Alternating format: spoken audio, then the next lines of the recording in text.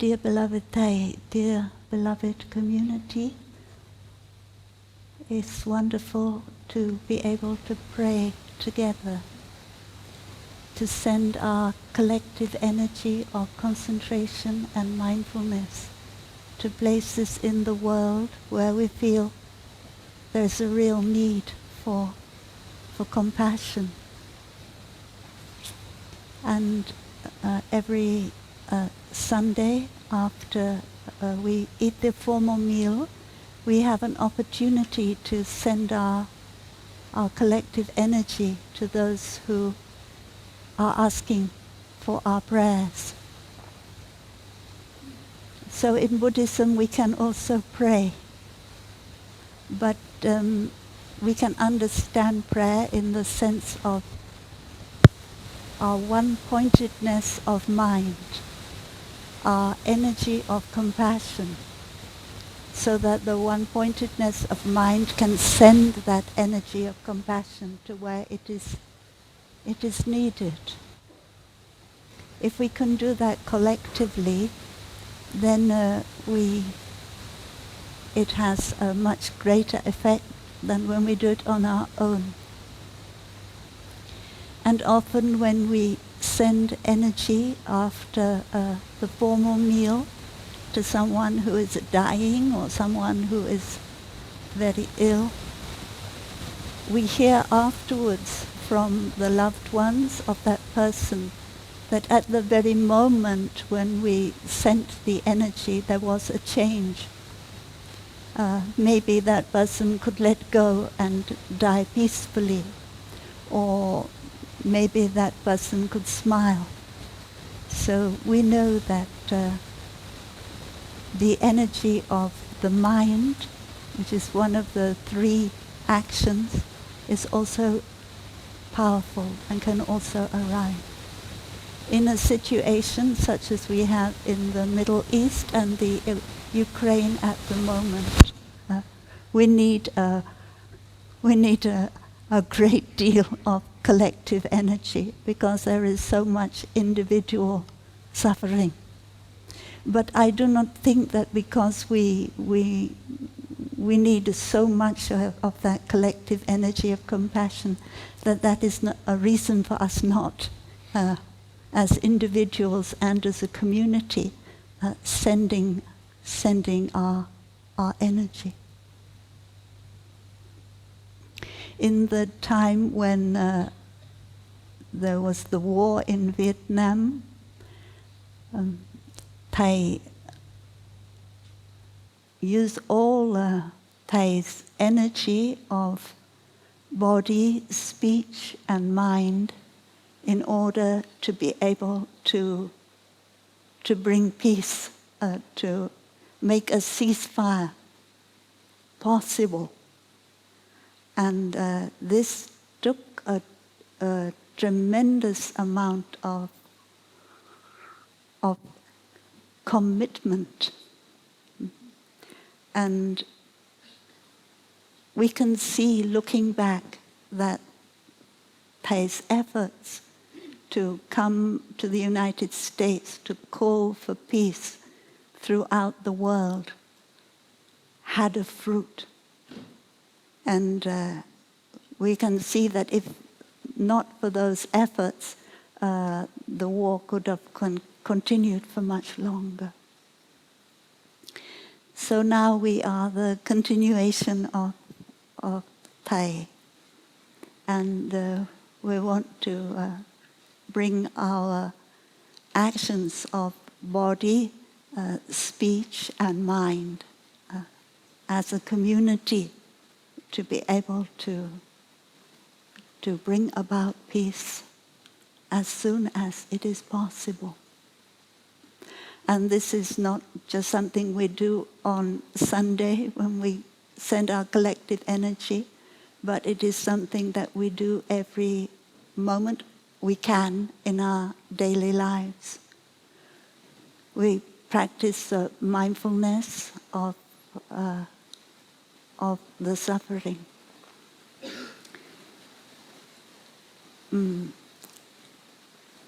We have been looking at comparative ethics, we've been looking at the Buddhist contribution to a global ethic.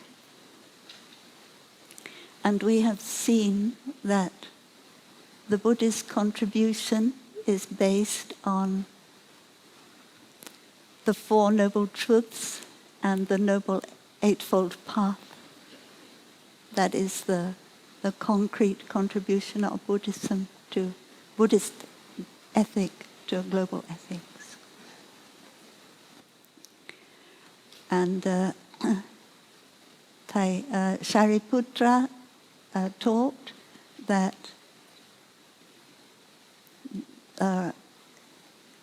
right view is in the first place the view of the Four Noble Truths, the understanding of the Four Noble Truths. And we know that when the Buddha, after the Buddha became enlightened, he went to the deer park in Saranath in order to share his enlightenment with five friends who had practiced asceticism with the Buddha. And the Buddha taught the Four Noble Truths, and this is called the turning of the wheel of the Dharma. Put the wheel of the Dharma in motion so it can continue for a very long time. And the Buddha taught that as far as the noble truth of ill-being, of suffering is concerned, the first thing that the Buddha practiced is to recognize the suffering. And the second thing that the Buddha practiced was to understand the suffering. And the third thing was to recognize the suffering has been understood.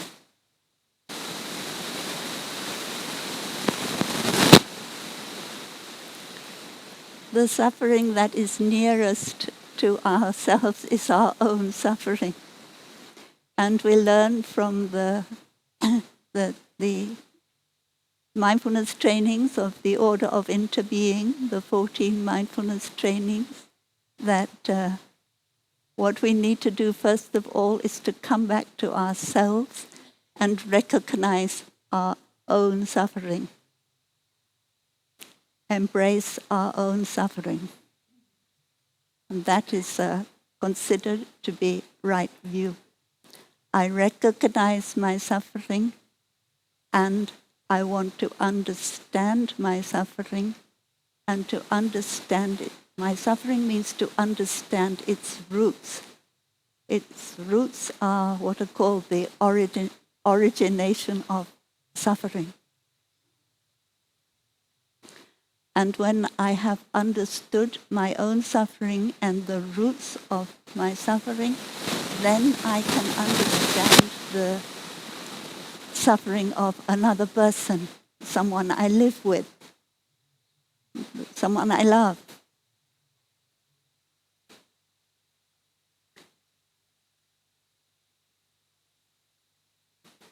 So maybe we need to write a letter to ourselves. And in that letter we can tell ourselves, dear one, this is how your suffering manifests, your own suffering manifests. And then we look deeply and ask, what is the origin? Where does that suffering come from? And when we look deeply, we may see that this suffering is not my suffering. It is the suffering of my parents. It is the suffering of my ancestors. It is the suffering of my society.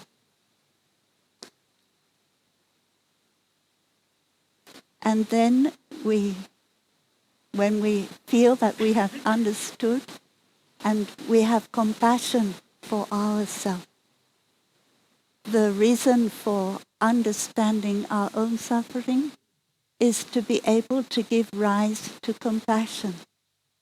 And the same is the reason for understanding someone else's suffering, is to be able to give rise to compassion for someone else.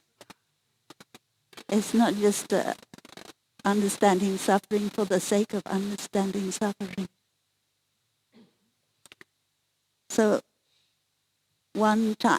sometime when I am angry, I need to come back to myself, and I need to see that I am suffering, and then I need to see that what is the root of this suffering, where does it come from, and then I will be able to feel compassion for myself.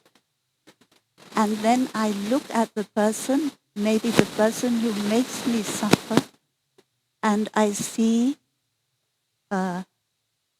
their suffering. And I see the root of their suffering. I think that the teaching that we receive on our interbeing nature with our ancestors, which we always do that practice, when we look at another person, we look at them with the eyes that can see their interbeing nature with their ancestors. And that is helps us to understand the root of the other person's suffering.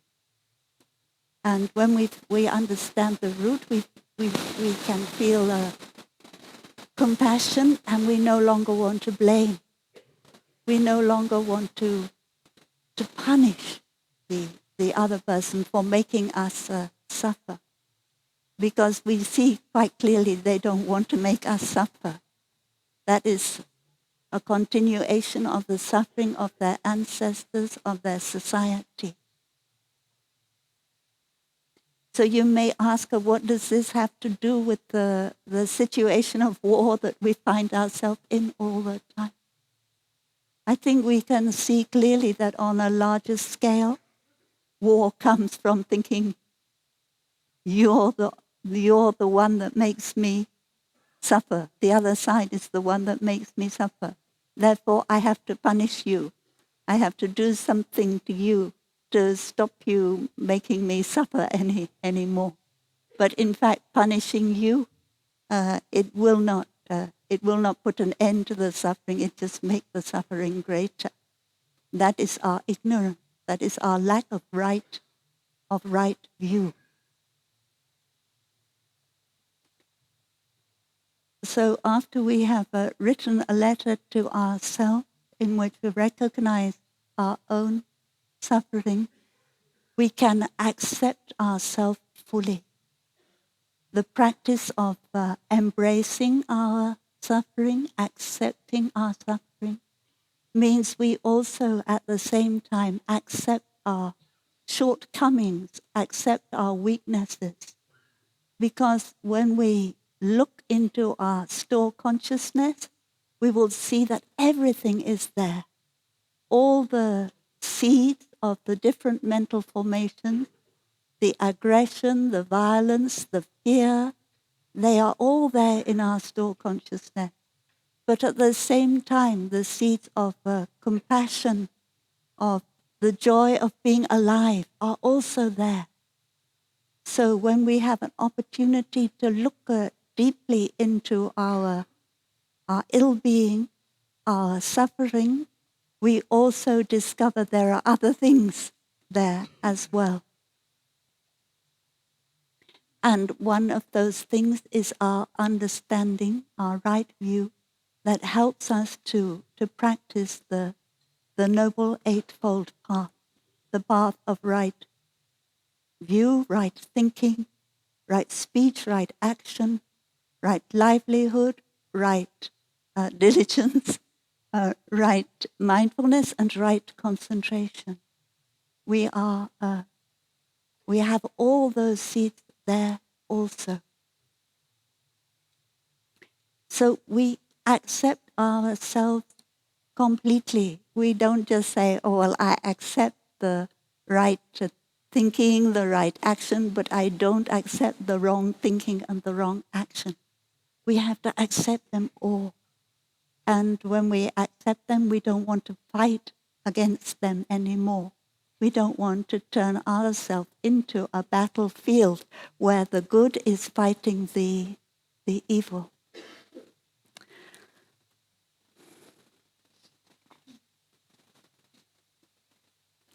And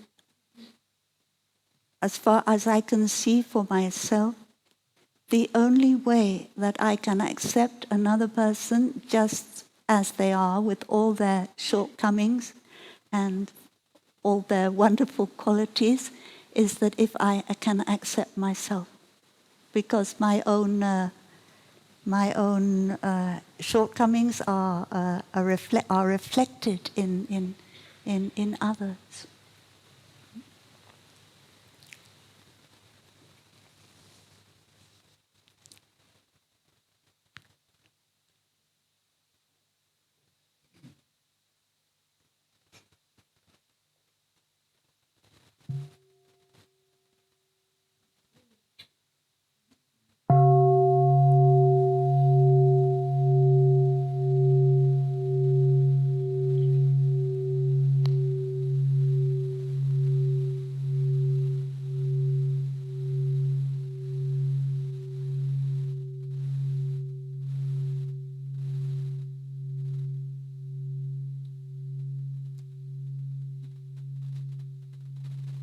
Say, for example, that I have a difficulty with my mother, my father, or anyone of my loved ones.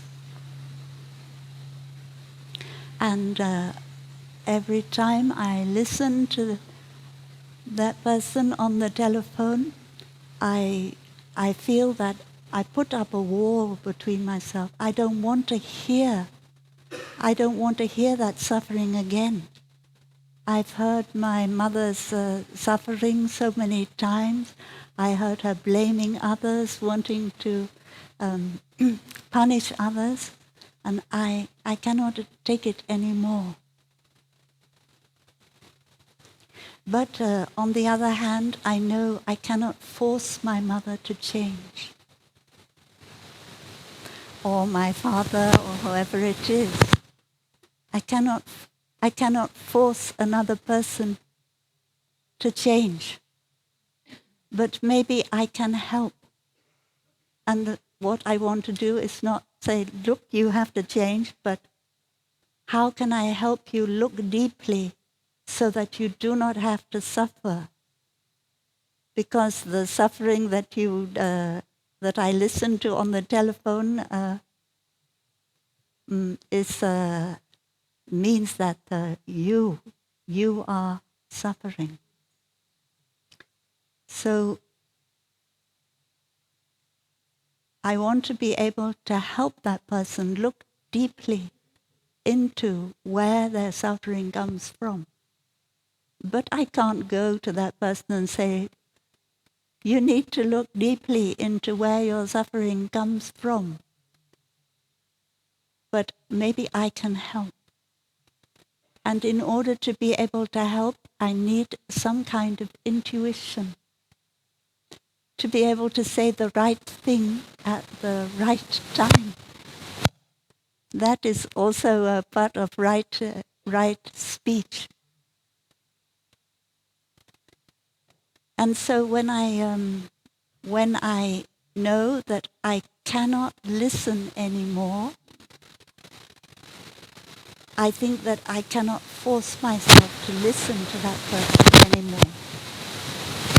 I need to be able to find a way to say, I'm sorry, I can't. I have a cake that is burning in the oven or something. I don't know, but I know that it's not the truth. And according to Kant, you always have to tell the truth. But I also feel that it's not good for you and not good for the other person to force yourself to listen. But then we need to devote our time in sitting meditation and in in our daily life to allow the insight to come up, the intuition to come up, what is at the root of this suffering. And one very useful exercise is the exercise on seeing yourself as a 5-year-old child, seeing it could be your mother, it could be your father, it could be anyone in fact, seeing that person as a 5-year-old child. Because now that person is an adult and they have built very strong walls around themselves. Because there is that fragile, vulnerable place inside that they don't want anybody to touch. And so they built a strong wall. And in fact, you have not seen that fragile, vulnerable place inside that person. All you have seen is the fortress that they have built around themselves. But in fact, if you can go back and you can look at the time when they were 5 years old, you can see, oh, there is something fragile. There is something very fragile there. Because when we are 5 years old, you already looked at yourself 5 years old. When we are 5 years old, we know how fragile we feel. We remember that feeling when we first stepped into the school, first went to school and things like that. We remember how fragile we were. And so that helped us to be able to see, oh yes, that person also has that fragility. And when we see that, we begin to feel some understanding, we begin to feel some compassion. And the next time when we have to listen on the telephone, we may feel that we can remember that fragility that we had seen in our meditation, and we can use that memory in order to be able to be in touch with the fragility of the other. Is it something to do with me? Sorry. No, probably not. Yeah.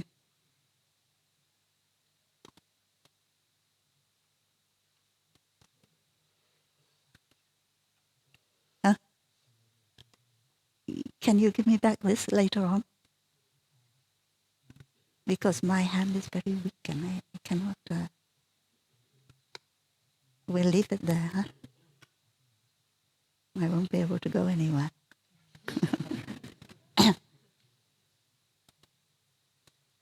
So sorry, I lost my train of thought. Can we have a sound of the bell?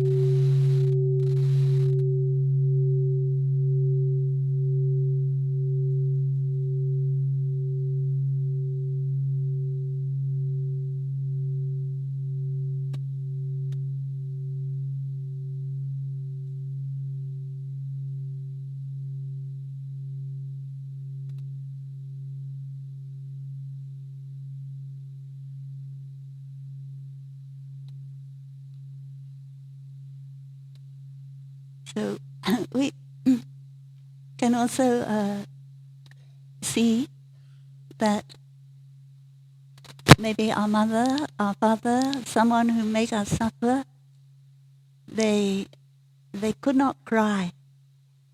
When they were our parents, they had to be strong, and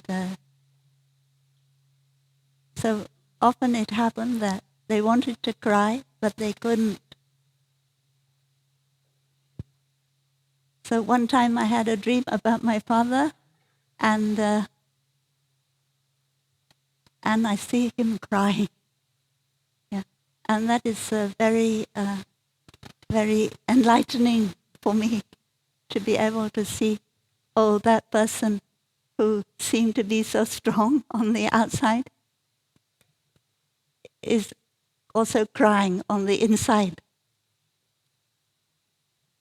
So if sometimes we may feel very upset with someone who is causing a politician or someone in what we consider as a position of power, but in fact they don't really have much power, but it seemed to be causing a lot of pain in the world. We can see that person crying. And then we can see that what they are doing is coming from their ignorance, their fear.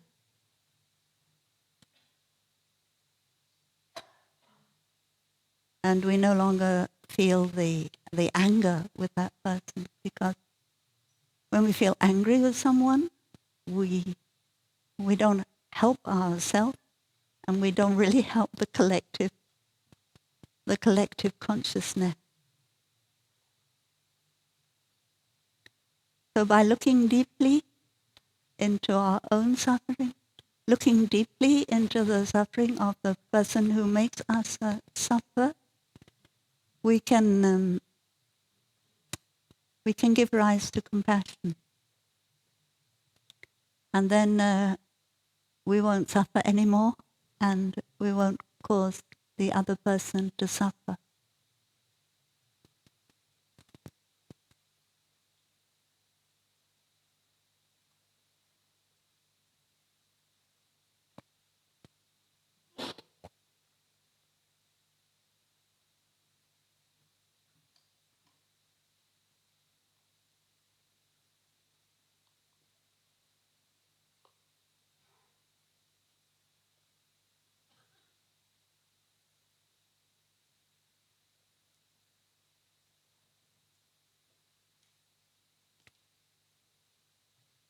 I have a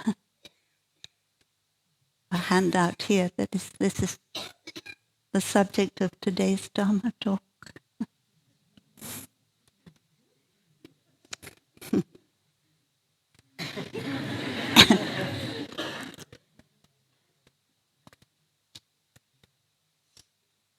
So we've been talking about right view, and how right view is based on right mindfulness and right concentration.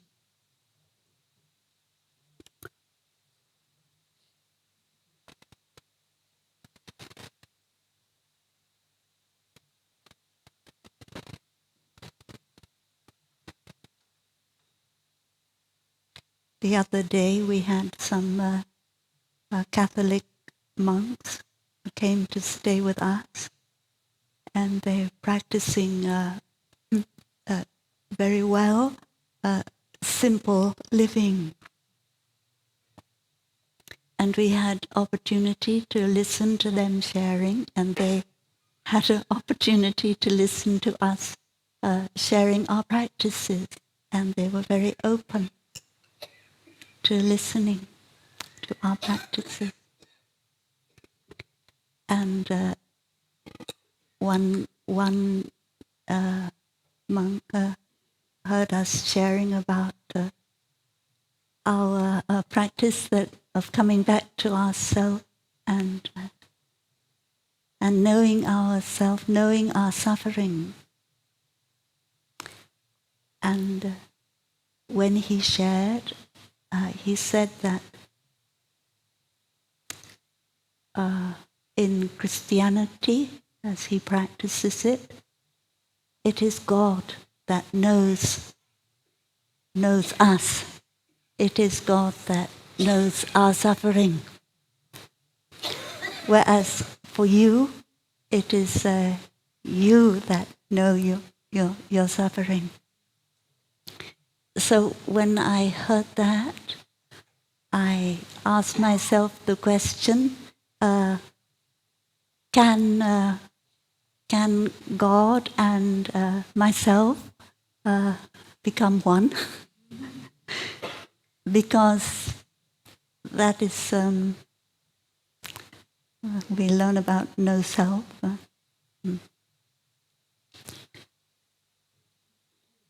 So when I was practicing Christianity, one thing that always moved me, one sentence that moved me, was the description of God who sees my innermost substance. Oh yeah. God who sees my inmost substance. And I recognize, now that I practice Buddhism, that my own awareness of the right view and is not really different from what I understood when I practiced God, seeing my inmost substance. That is that God can see everything that is in your store consciousness or in your mind consciousness. God can see all the violence, all the aggression, but at the same time can see all the compassion. But according to Buddhism, that is something that my own consciousness can do. And I think sometimes in Christianity, some people are a little bit afraid of neuroscience because they are afraid that neuroscience will prove that God is not an objective reality, but God is something that is your brain can make possible. But to me, that is no problem. That God is still, it's still God. It's still able to see my inmost substance, whether it's an objective reality or a subjective reality. And therefore, we have to just mention quickly this handout. Both subject and object of perception manifest from consciousness according to the principle of interbeing. That is, there is no subject who perceives who is separate from the object that perceives. And that is the Buddhist approach.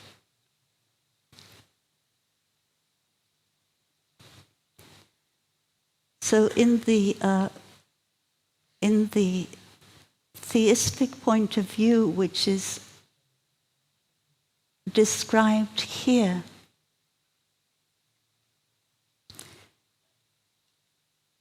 concerning ethics. But if we are to live as we should, we must follow God's laws. This conception has been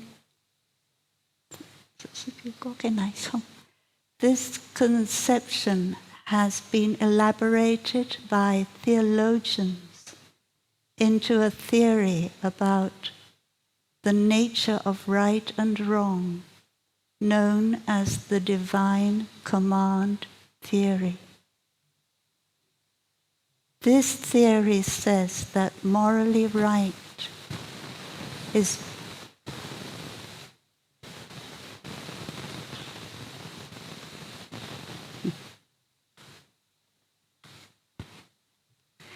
what is commanded by God, and morally wrong is a matter of being forbidden by God.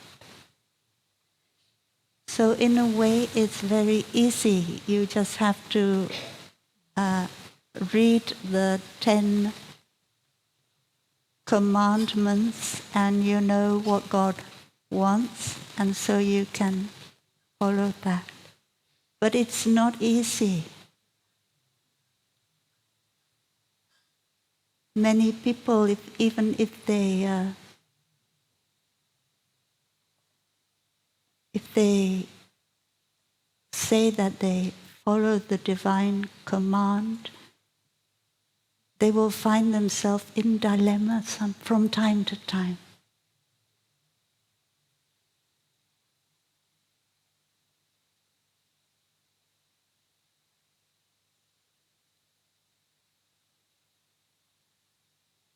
For instance, in the case of euthanasia, euthanasia là khi mình một người mà bị bệnh nặng, mình có quyền làm cho người đó không có tiếp tục sống nữa, thì không biết tiếng Việt.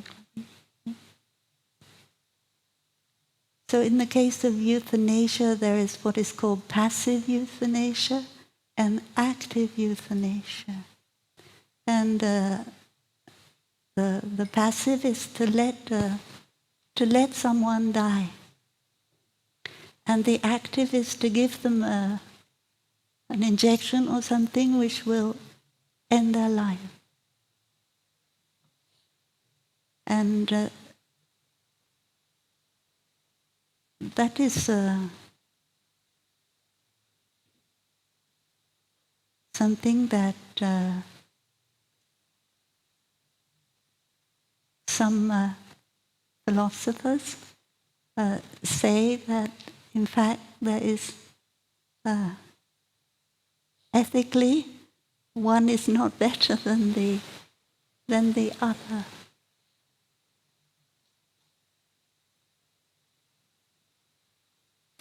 And maybe in some cases, when someone is in a great deal of pain, they will be out of their miserable situation, the pain, quicker if it is active euthanasia than if it is passive euthanasia.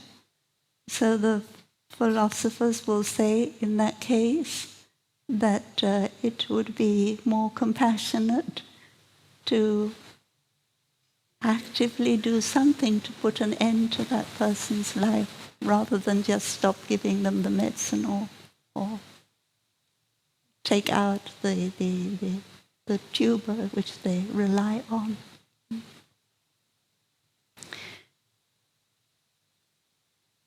So divine commander theory does not really help us very much in a situation like that. Another thing I think we need to recognize that as in Buddhism we have different levels of practice. We have what is called deep Buddhism and we have what is called popular Buddhism. So popular Buddhism is when we believe that there is a pure land somewhere a long way away in the West. And if we recite the name of Amitabha, we will, with all our concentration at the moment of death and before we die, we will go to that pure land when we die. And deep Buddhism will say that the pure land is in your own consciousness. And you can touch the Pure Land at any moment while you're alive.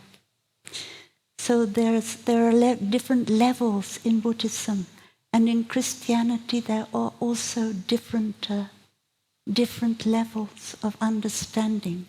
So not all Christians are on the same level. And sometimes by being in touch with Buddhism, you can. Even if you are Christian, you can go from one level to another level. And that is to be able to see that God and the creation of God are not two separate realities. The the human being and God are not two separate realities. They inter-are. God needs human beings and human beings need God. Creation needs God, but God also needs the creation. And God manifests through the creation. That is the deeper Christianity, which is not caught in dualism.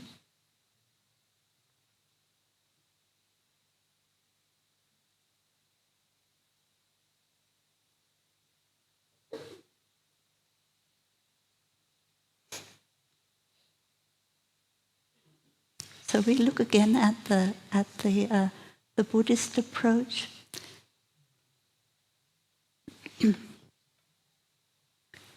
The dynamic consciousness is called karma, energy.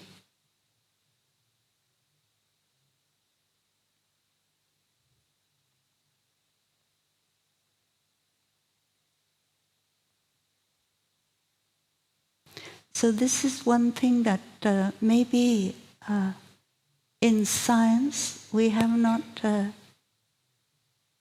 not looked into it as much.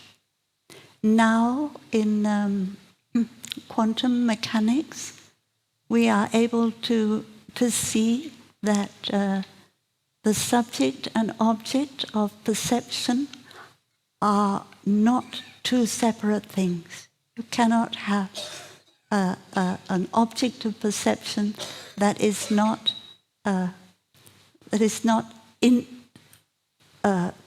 made what it is by the subject of perception. As soon as there's an object of perception, it's being created, as it were, by the subject of perception.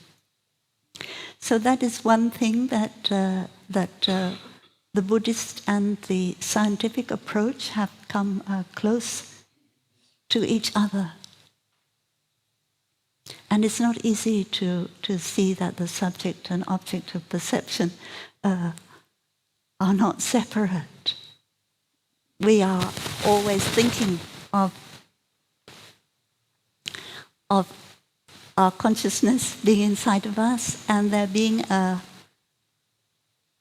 an objective world outside of us. That is how our thinking operates normally. So it's not easy, but we need to practice in order to be able to see when we look at the stars or when we look at a tree or we look at a flower, that flower is not some objective reality outside of my consciousness. That is the practice we can do every day. But the energy that we call karma energy is not clearly talked about by scientists as far as I know.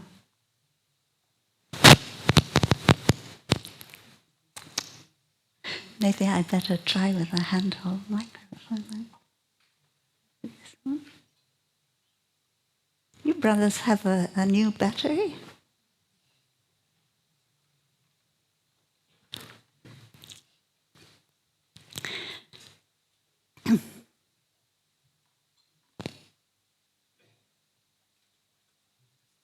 Yes.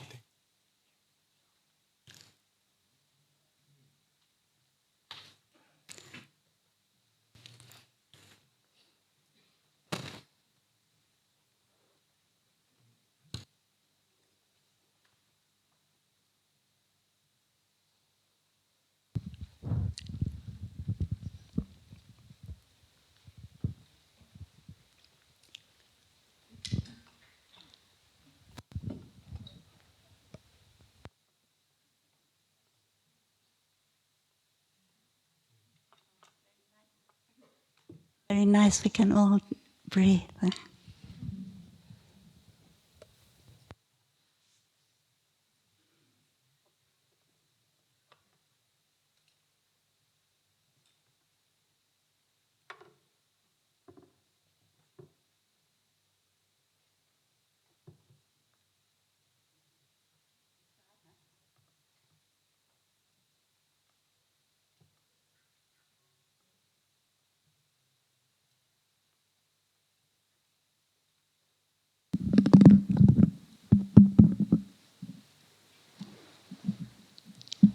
So in the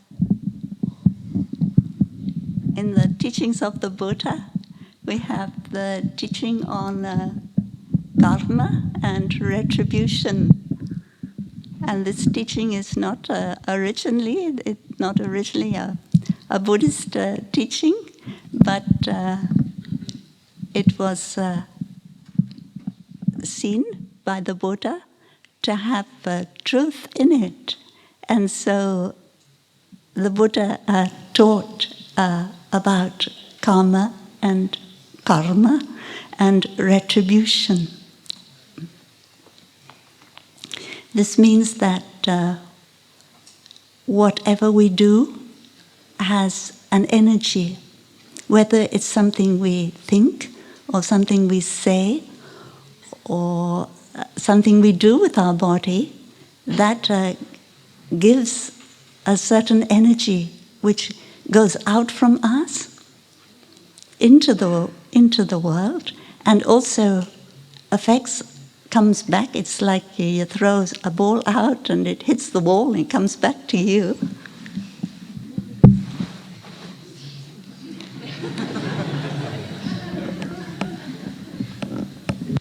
Okay. So we see when my hand gets tired, we'll try again with this one. So that is karma. Everything you do has an effect. And everything you do is the result of some other effect. So when we learn like that, we are very careful, or more careful, of what we think, of what we say, and of what we do. We are especially more careful of what we say and what we do, because we think that is something very concrete. But in fact, our thinking is also quite concrete. And it also has an effect.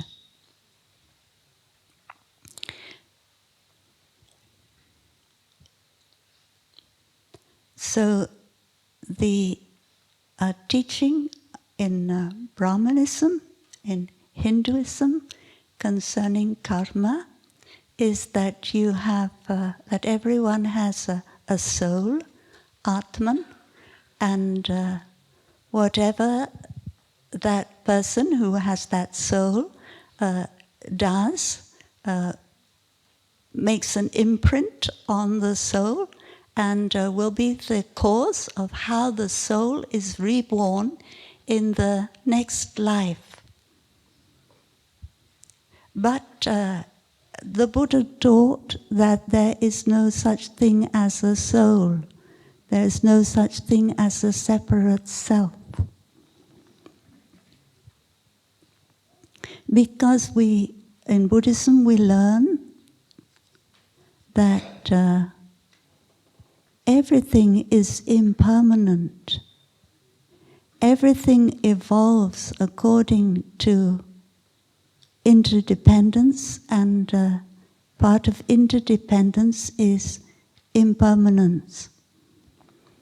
So if there is no soul and you do something, who is the one who is going to receive the fruit of what you do? In Buddhism, we have the teaching of individual consciousness and collective consciousness.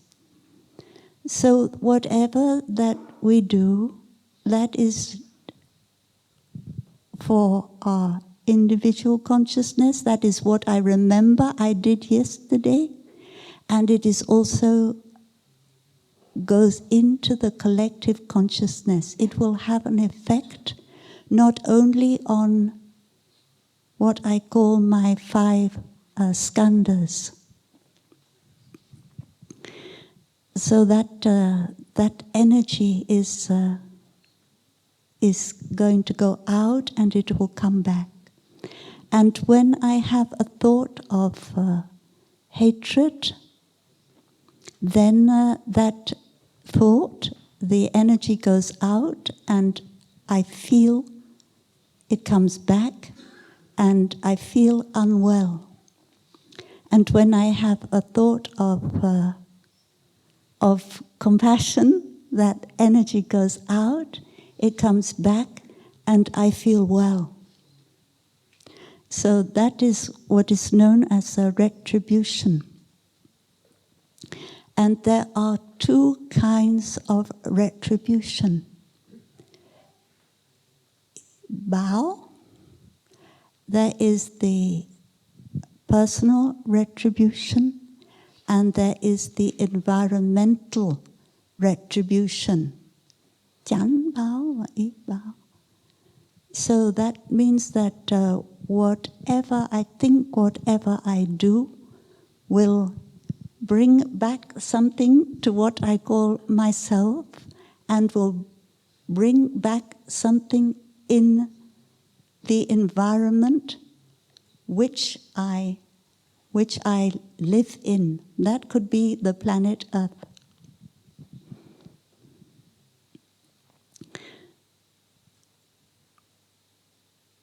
So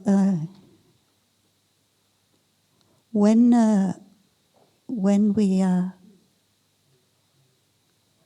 we do something, it is registered in our consciousness, and we will feel the effect because of that.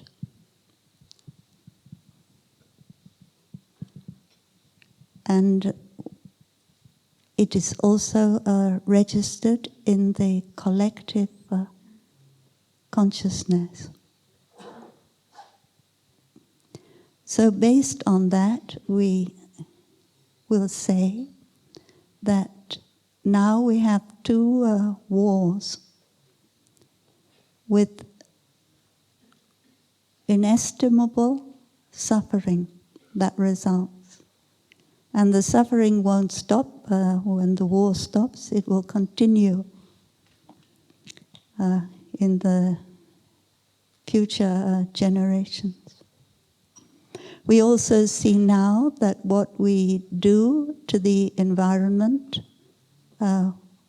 will continue in the future generations. So we are very aware of the environmental effect, of the environmental retribution. And for most of us, the personal retribution is not as important as the environmental retribution.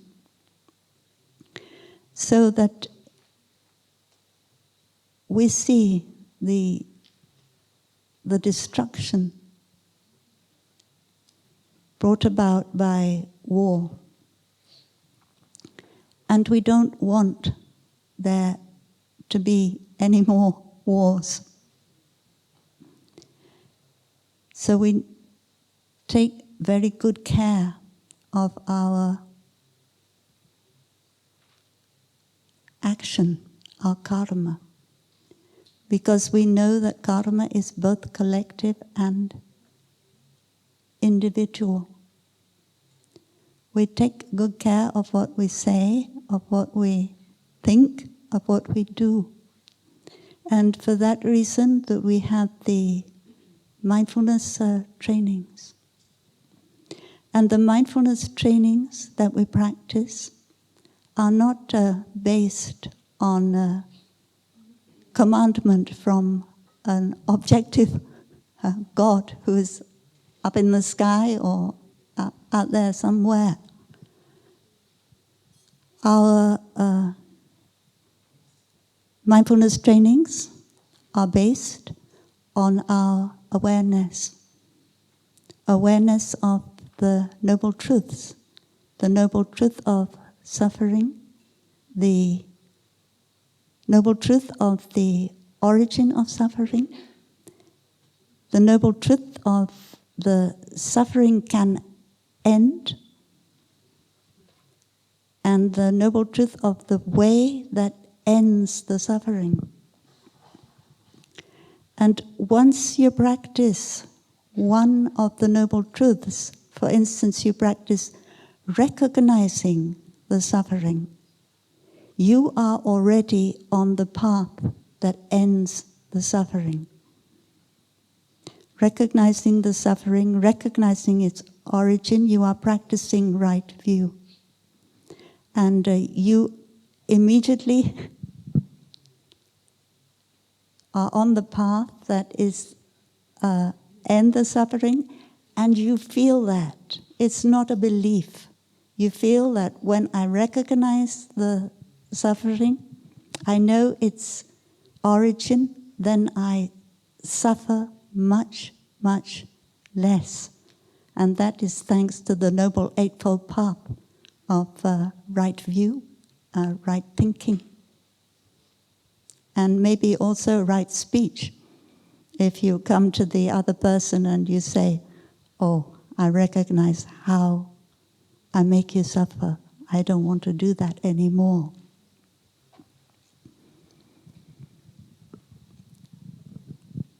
But if we are talking about a global ethic,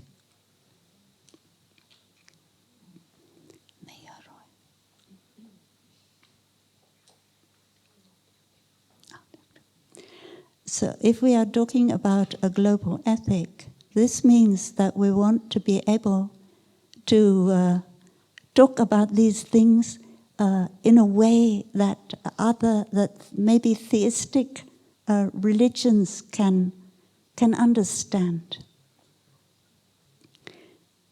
In the Judaic tradition, in the Christian tradition, I don't know about maybe Islam also, they talk a lot about the law of Yahweh, the law of God. That is but when you read the Psalms, you will see that the practice of obeying the law of God, of Yahweh, it is based on understanding. Teach me your law. Give me the understanding so that I can practice it. So we talk about aware of the suffering. And that is understanding the suffering. And Thầy has often told us that in Buddhism, we are liberated by our understanding. We are not liberated by the grace of God, but by our understanding. But it is possible that the grace of God and understanding are one and the same thing. So the grace of understanding and the grace of God are one and the same thing. However, the understanding, the awareness, it needs to have the practice of mindfulness.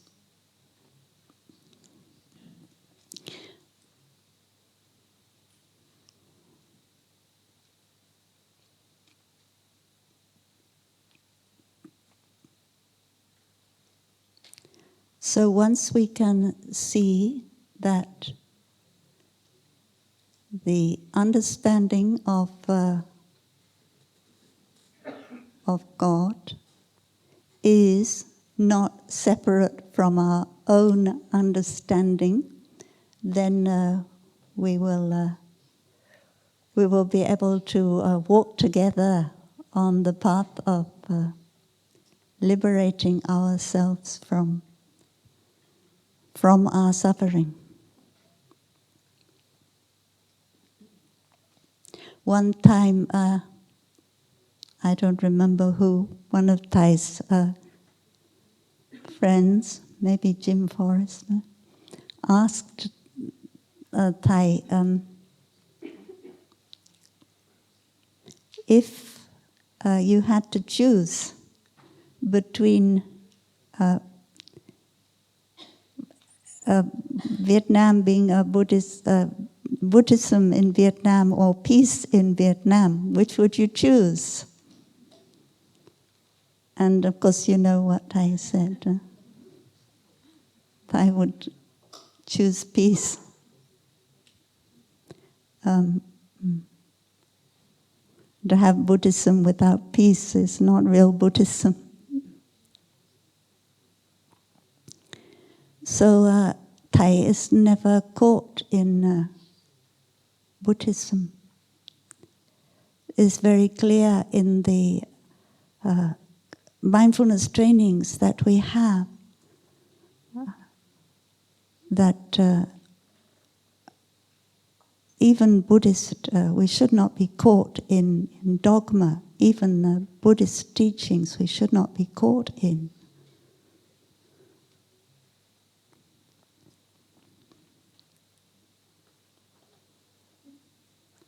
So in more recent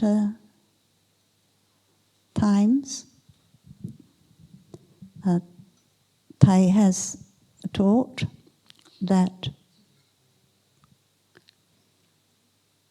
we need the kind of spirituality, humankind needs the kind of spirituality that we can all practice together. So this might mean you have to give up some of your words, some of your theories that belong to your particular spiritual path that you have chosen, in order to be able to go together.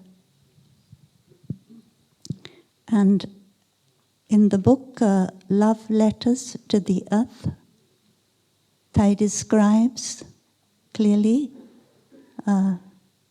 the cosmic religion, because Thai says that all human beings have a close connection with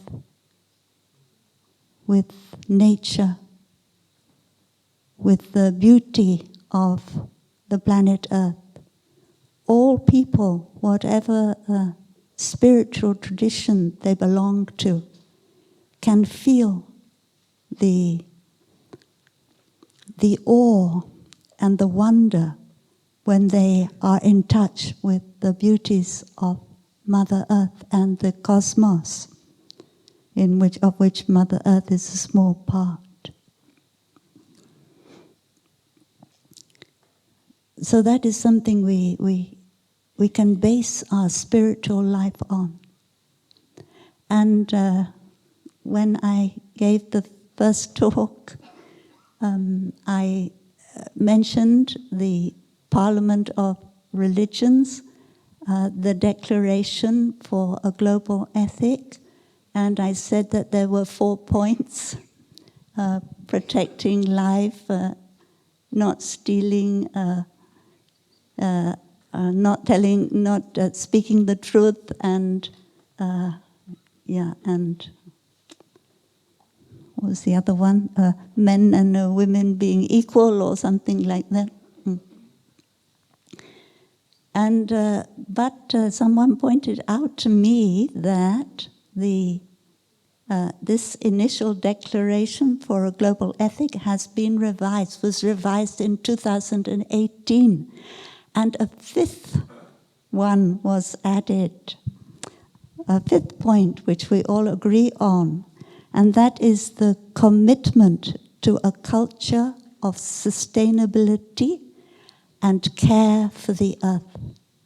So this is very good news, because it shows us that the spiritual leaders from all traditions, they are committed to caring for the earth, so that the earth can sustain all her children, her species.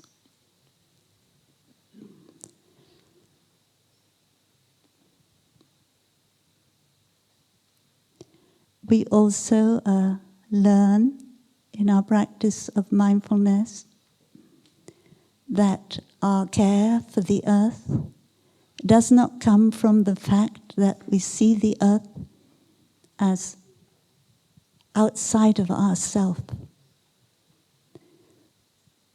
According to deep ecology, we are the earth and the earth is us.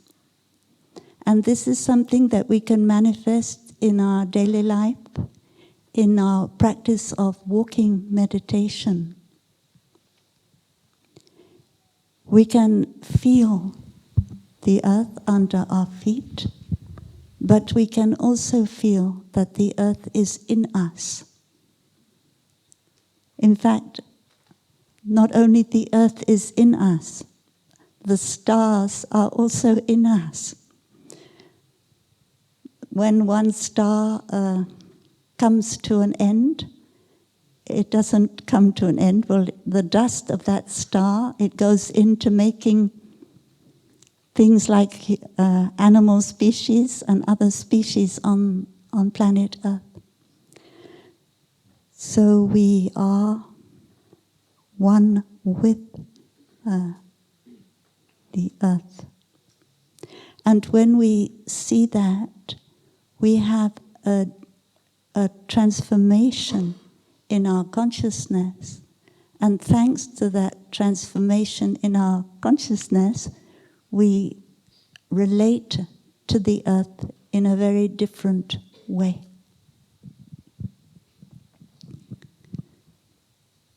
So, go back to this again. James Rachels, who was a U.S. philosopher who wrote a textbook, or what is used as a textbook in universities for courses on ethics, the elements of moral philosophy. And after James Rachel passed away, his son continued to write the book and revise the book. Here it says that some human beings imagined that the whole universe had been made for their benefit. Thus, when they began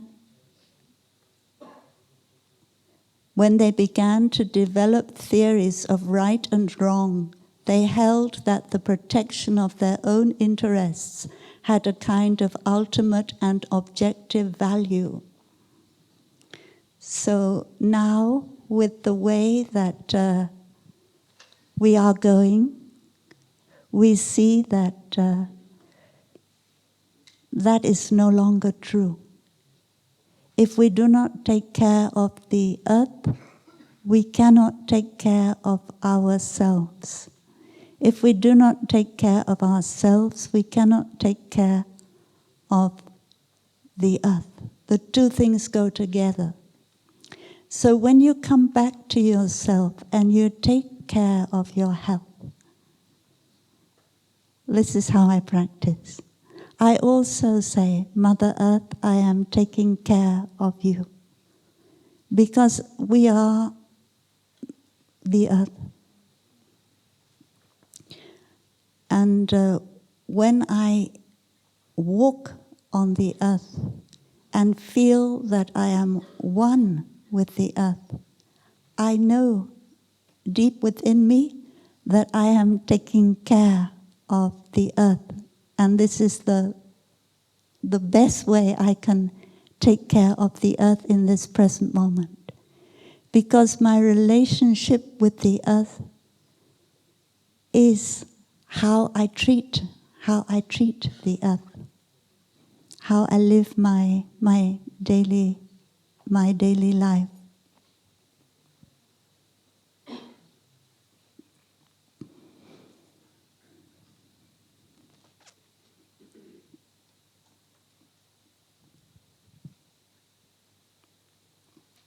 So the rest of creation, human beings reasoned, was intended for their use. We now know better. We now know that we exist. Well, we now know better. It seems that in Christianity, we're also, because of the crisis that we are facing, the destruction of life that we are facing, in Christianity we are being forced to look again at whether the universe was made for our benefit and we have the right to do what we want to our Mother Earth. And out of our feelings of awe and wonder at the beauty of the earth, we begin to look in a different way. It is like the cosmonauts who, when they look down at the earth and see that tiny blue, white planet, they have a deep feeling of awe, which changes their life. When they come back, they live in a different way. And one cosmonaut said, looking down at this blue-white planet is difficult to understand how down there we are fighting with each other. So sometime we need to open up our human consciousness to be able to look from a long way off and see what is really important.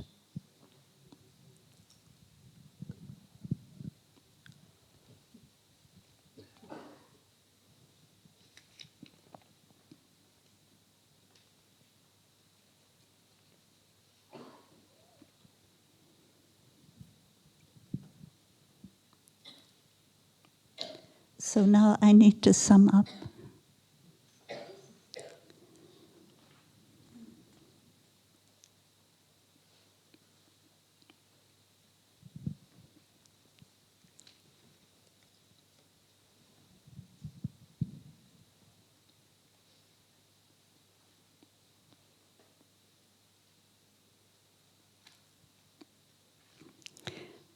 Was one more thing. Everything evolves, this is the Buddhist point of view, everything evolves according to the principle of interdependence, but there is free will and the possibility to transform. There is probability.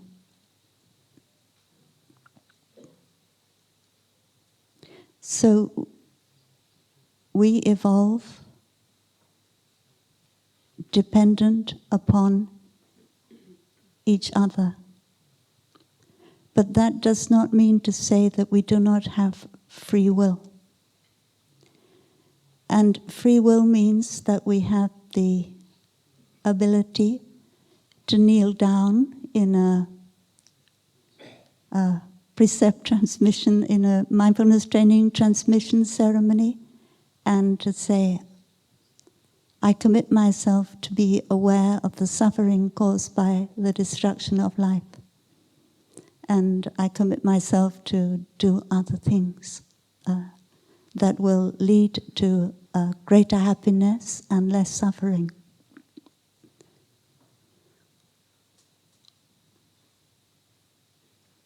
And in quantum mechanics, we see the probability. We cannot exactly predict how the future will go, although we know that it's very probable that these two particles will act in such a way that it could, because of causes and conditions, it could change, and we cannot be 100% sure. So that is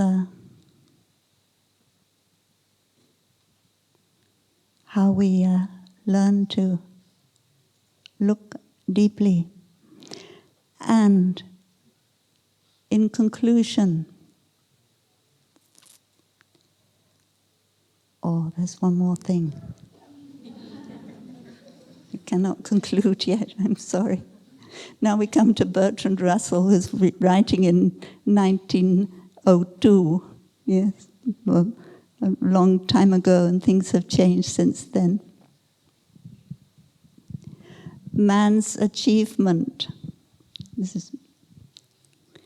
must inevitably be buried beneath the debris of a universe in ruins, because the belief is that when the sun goes out,